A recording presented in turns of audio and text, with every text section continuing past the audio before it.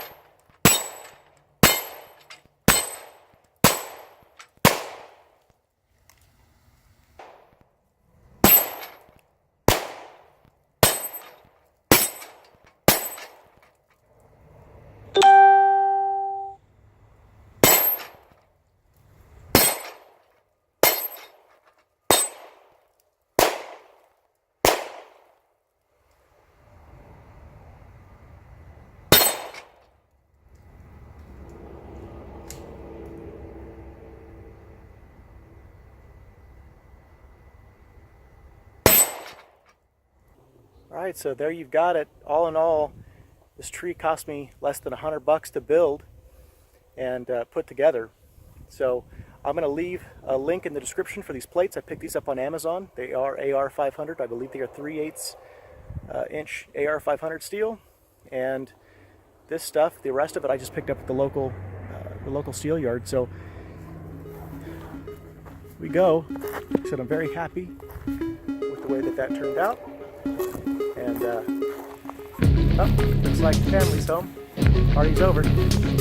So very happy with the way that one turned out. Like I said, less than $100. Link is in the description for that one. And if you haven't already, go ahead and subscribe. If you like the video, make sure you drop a rating.